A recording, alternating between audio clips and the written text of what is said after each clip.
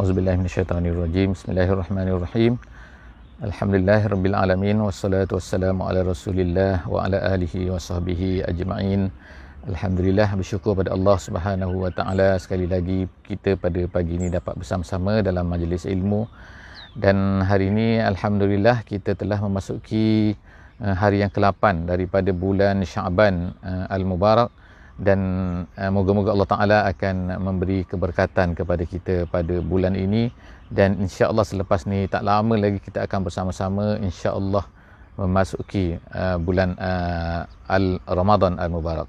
InsyaAllah hari ini 8 hari bulan Syaban tahun 1442 Hijriah bersamaan dengan 22 hari bulan Mac tahun 2021 Masihi.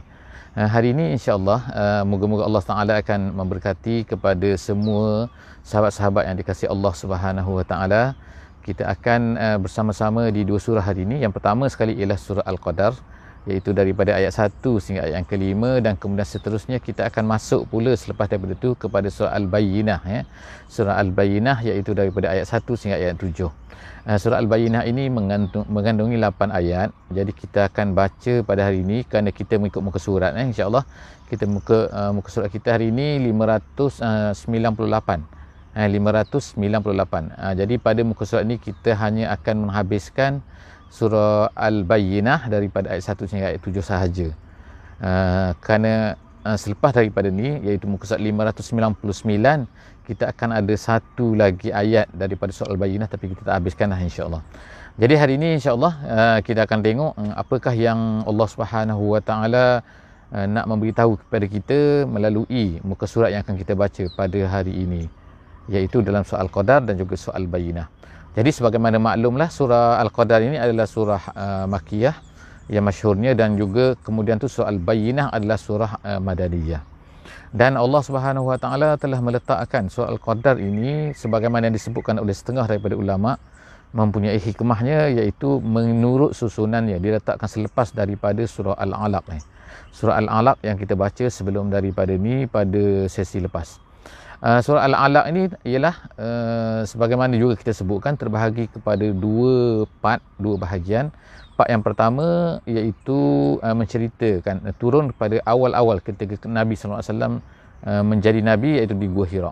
Kemudian part yang kedua diturunkan selepas daripada Nabi sallallahu alaihi wasallam menghadapi tekanan dan juga menghadapi larangan, menghadapi bangkangan daripada orang-orang kafir Mekah.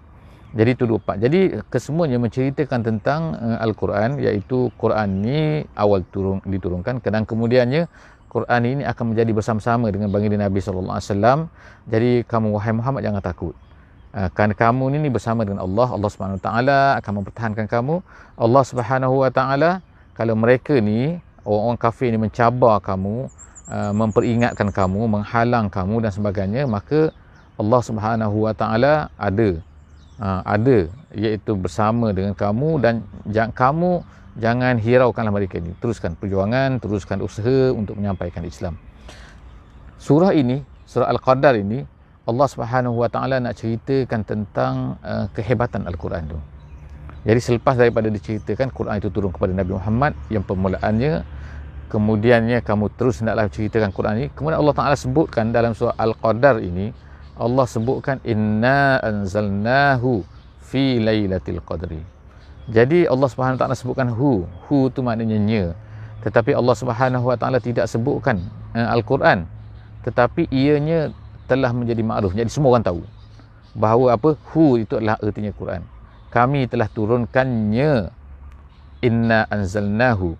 Jadi itulah beberapa kelebihan yang ada dalam surah Al-Qadar. Jadi jom sama-sama insya-Allah kita tengok apakah dia yang ada di dalam surah Al-Qadar ini. A'udzubillahi minasyaitonirrajim. Insya-Allah kita baca dulu sedikit daripada awal muka surat ini insya-Allah untuk mendapat keberkatan daripada perjumpaan kita pada pagi ini. A'udzubillahi minasyaitonirrajim. Bismillahirrahmanirrahim. Inna anzalnahu fi lailatul qadr. Wama adraka ma lailatul qadr. Lailatul qadri khairum min alfi syahr. Tanazzalul malaikatu warruh fiha biizni rabbihim min kulli amr. Salamun hiya hatta matla'il fajr. Sadaqallahul azim. Surah pendek saja, ada 5 ayat saja.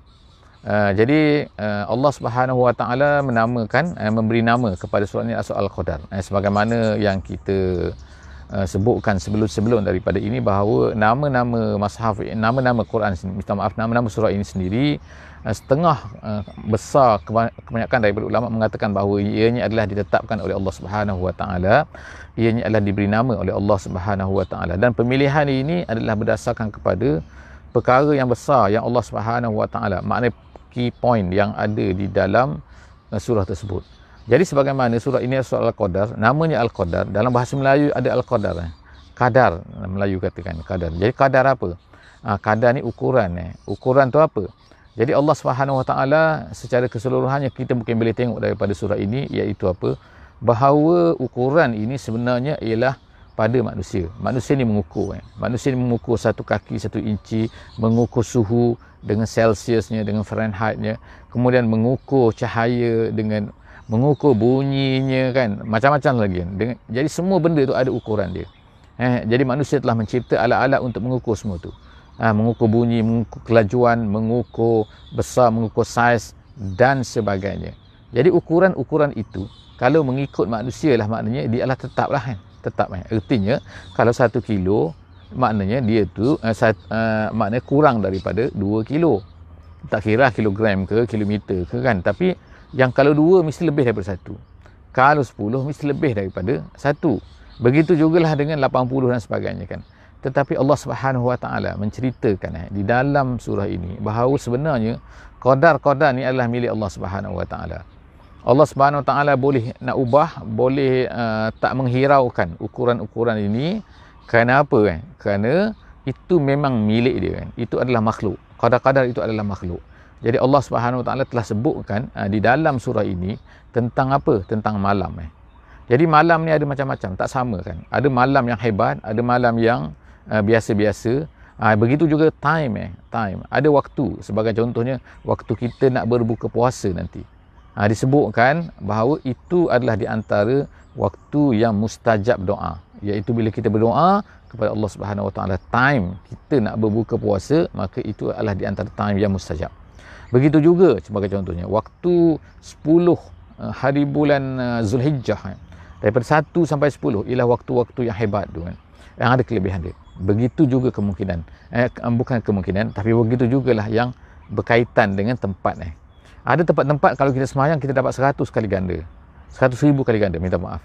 Ada tempat-tempat yang mana kita dapat 5,000 kali ganda. Begitu sesungguhnya, iaitu seperti di Masjidil Haram, seperti Masjidil Aqsa, seperti di Masjidil Nabawi di Madinah Al-Munawwarah.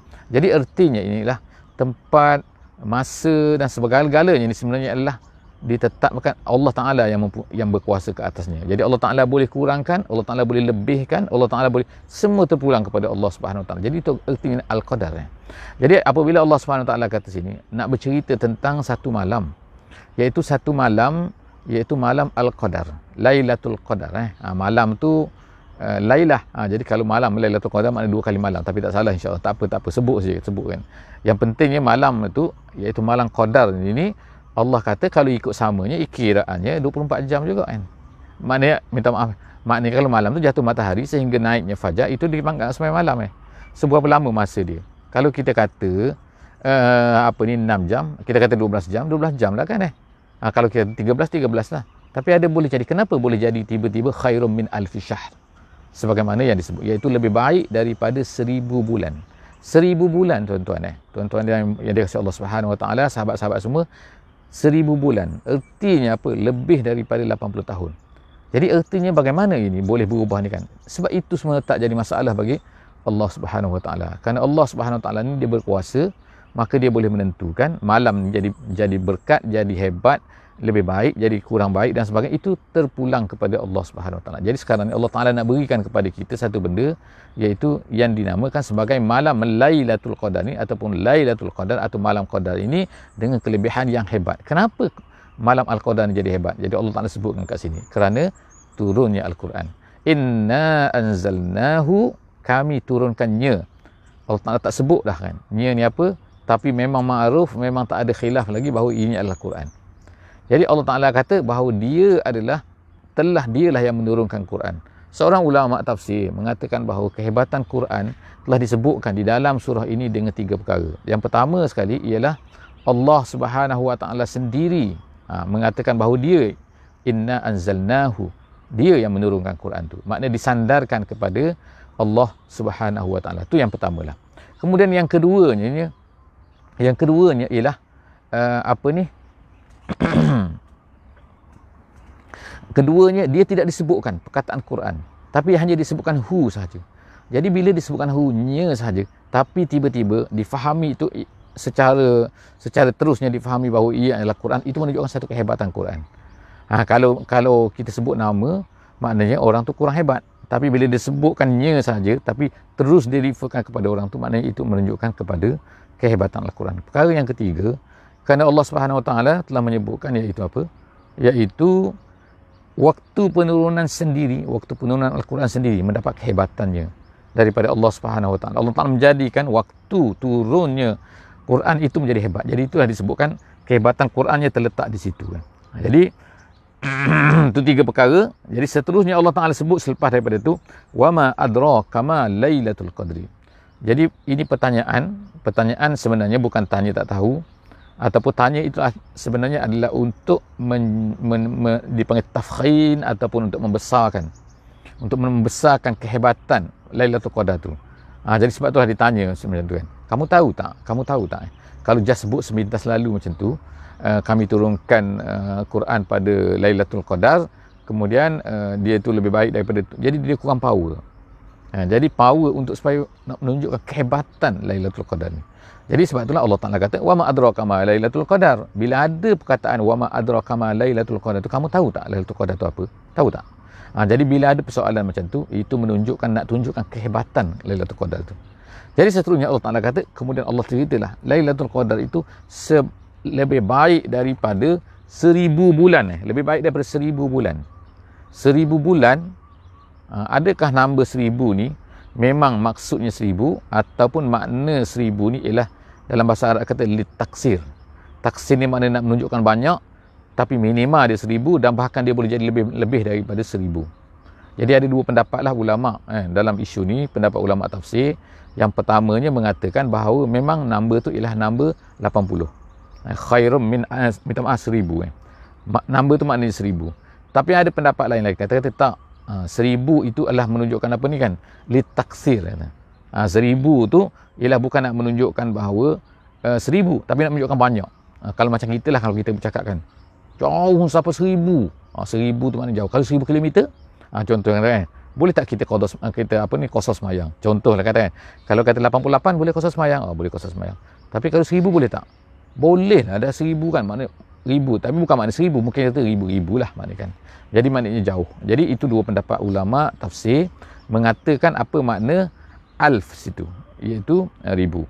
Kemudian seterusnya Allah Subhanahu Wa Taala kata, tanazzalul malaikatu warruh fiha biizni rabbihim min kulli amrin. Pada malam tu turunlah malaikat dan turunlah ar-ruh. Ar-ruh situ artinya malaikat Jibril. Malaikat Jibril fiha. Bukan ke malaikat Jibril itu dah malaikat, tetapi Allah Subhanahu Wa Taala sering begitu menyebutkan malaikat dan kemudian perkataan ruh. Jadi walaupun ruh itu sebenarnya adalah juga malaikat, tapi Allah Taala nak membesarkan. Membesarkan apa? Bahawa membesarkan menunjukkan hebatnya malaikat Jibril ni, sehingga kadang-kadang dia mendapat tempat yang tersendiri. Allah Taala dah sebut dah malaikat, tapi sebut lagi ar-ruh. Kemudian disebutkan bahawa mereka semua ni turun, malaikat-malaikat ni semua turun kenapa? Kan dengan izin Tuhan. Allah Ta'ala izin, tak boleh. Min kulli amrin. Jadi min di situ majoriti ulama kata sama ada bermakna li kulli amrin, atau bermaknanya bi, iaitu bi kulli amrin. Jadi min kulli amrin maksudnya bi kulli amrin makna bawa semua, nak tuliskan semua. Jadi menurut kebanyakan ulama, dia kata ialah nak menuliskan apa yang akan berlaku pada setahun akan datang. Wallahu alam bisawab apa ertinya itu, tapi ialah nak menunjukkan kehebatan bahawa malaikat-malaikat ni bertugas untuk patuh kepada Allah Subhanahu Wa Taala. Seterusnya, yang terakhir Allah Taala kata yang kelima, salamun hiya hatta matla'il fajri. Berterusanlah ia, selamatlah ia. Selamat artinya maknanya keselamatan bagi orang-orang yang beramal bertaat dalam pada malam tu, mendapatlah pahalanya sehinggalah naik fajar. Sehinggalah naik fajar, iaitu fajar hari esoknya. Jadi maknanya nak ceritanya bahawa malam Lailatul Qadar itu hanya malam saja. Dia tidak, bila naik waktu fajar dia habislah waktunya. Jadi ulama seperti Al-Qurtubi, dia telah menyebutkan kesimpulan 3 perkara yang sepatutnya kita tahu tentang Lailatul Qadar ni, iaitu yang pertamanya ulama-ulama telah bincangkan, iaitu bagus kalau kita bincangkan, iaitu apa? Yang pertama sekali, bila ia berlaku. Jadi banyaklah hadis-hadis Nabi sallallahu alaihi wasallam, walaupun ada khilaf-khilaf, tetapi majoriti ulama mengatakan bahawa ia 27. Tapi bukan dah maknanya 27 tu saja kita ni kena bersungguh-sungguh, kita ni kena buat ibadat tak kan. Yang keduanya ialah perkara tentang tanda-tandanya, dan perkara yang ketiga, ulama-ulama tafsir bincang panjang tentang kelebihan-kelebihan sebagaimana yang disebutkan dalam ayat ni. Kita dah tengok satu kelebihan, kemudian ada lagi dalam hadis-hadis yang lain tentang kelebihan-kelebihan Lailatul Qadar ni. Jadi insya-Allah kita dah masuk dekat dengan bulan Ramadan Al-Mubarak ni, insya-Allah kita cuba tengok-tengoklah insya-Allah daripada hadis-hadis yang sahih dan juga tentang apa ni, tentang alamat dia, tentang tandanya, dan berusaha kalau boleh sepanjang Ramadan insya-Allah untuk beramal. Bila kita beramal dengan baik sepanjang Ramadan, insya-Allah automatically kita akan dapat Lailatul Qadar itu insya-Allah. Seterusnya kita akan masuk kepada satu surah baru, iaitu surah Al-Bayyinah. Al-Bayyinah ni artinya ialah al-hujjah al-hujjah al-baligh, al-hujjah al-wadihah. Hujjah yang nyata, hujjah yang terang, maksudnya Al-Bayyinah ni. Jadi Allah Subhanahu Wa Taala telah menyebutkan di dalam surah ini satu perkara, iaitu bayyinah, iaitu dalam ayat yang pertama lagi. Jadi surah ini dikatakan bahawa surah ini adalah surah Madaniyah. Di antara surah Madaniyah terdapat dalam ayat lazim ataupun yang terdapat di dalam juz 30 ni. Artinya majoriti semua tu adalah Makkiyah, surah yang turun di Mekah. Tetapi surah ini turunnya di Madinah. Kenapa? Di antaranya yang kita boleh lihat ialah Allah Subhanahu Wa Taala menyebutkan dalam surah ini tentang ahli kitab. Jadi kalau ada ahli kitab ni, maka kebiasaannya ialah surah itu adalah surah Madaniyah. Jadi Allah Subhanahu Wa Taala nak katakan apa dalam surah ini ialah secara keseluruhannya kita lihat kan bahawa manusia ni sebelum daripada kedatangan Nabi kita sallallahu alaihi wasallam terbahagi kepada tak banyak kan. Iaitu kebanyakan mereka telah kufur Sama ada mereka ni Yahudi ke, sama ada mereka ni Kristian ke, sama Kristian tu Yahudi, sama ada mereka ni Yahudi, mereka ni Kristian, ataupun mereka ni musyrikin. Jadi dibahagikan kepada 3 yang besar lah kan 2 yang besar, iaitu sama ada musyrik ataupun ahli kitab. Jadi ada ahli kitab, ada musyrik. Jadi kalau musyrik itu ialah yang sembah berhala, yang sembah ni yang etis ke, yang tak ada sembah apa-apa ke, itu nama dia musyrik, syirik. Kemudian yang keduanya ialah golongan ahli kitab, iaitu golongan yang mereka ni mempunyai kitab. Mempunyai kitab apa? Iaitu kitab Taurat ada, dan juga kitab Injil. Jadi sama ada mereka ni Kristian ataupun mereka ni Yahudi. Tetapi apa yang berlaku ialah mereka semua ni telah mengubah kitab-kitab mereka ni. Maknanya kitab Taurat ada tapi telah diubah.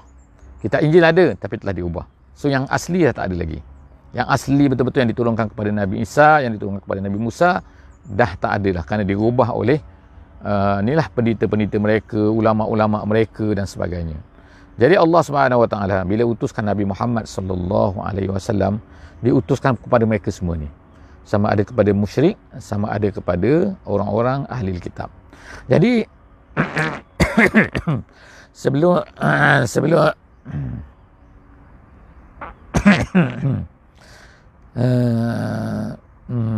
suara tak keluar.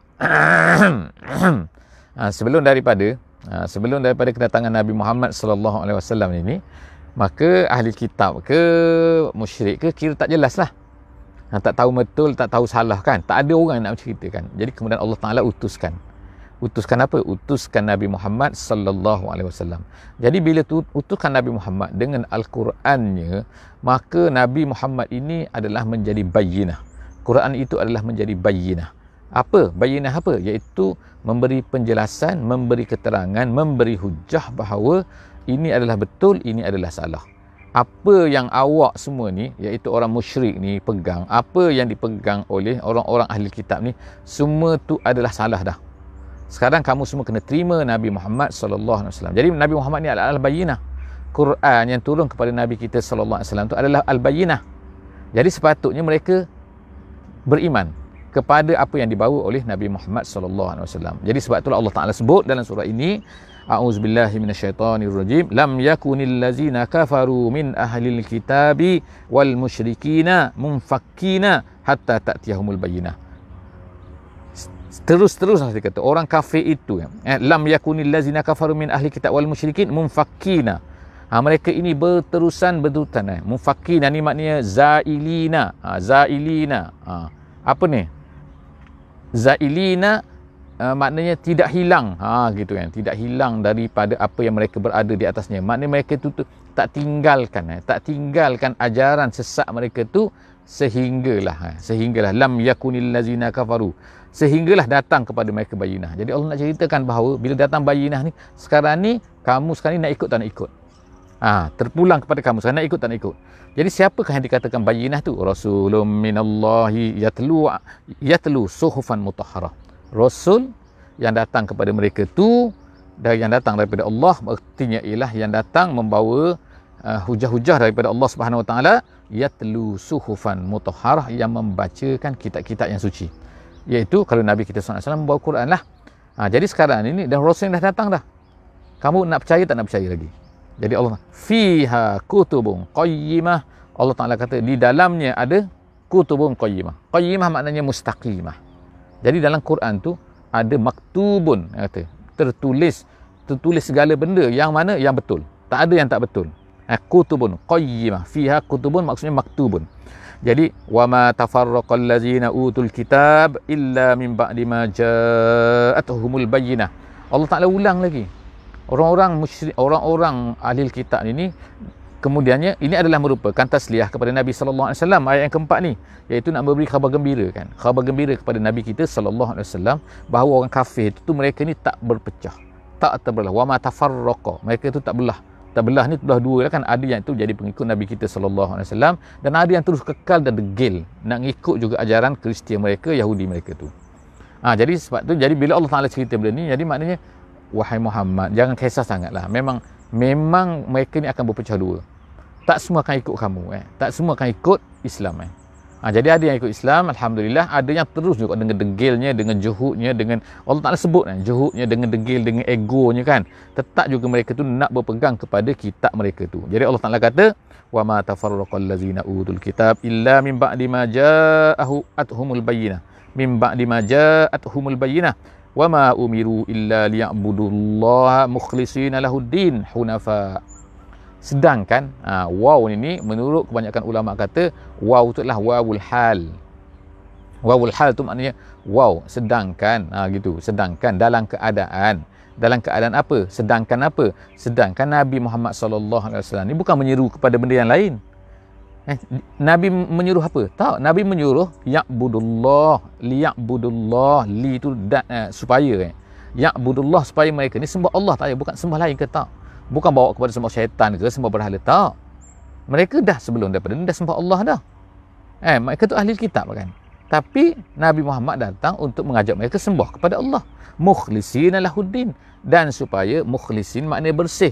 Tak adalah bercampur-campur kan. Sembah dengan Jesusnya, sembah dengan ni ke Mary ke, semua tak ada. Sembah Allah.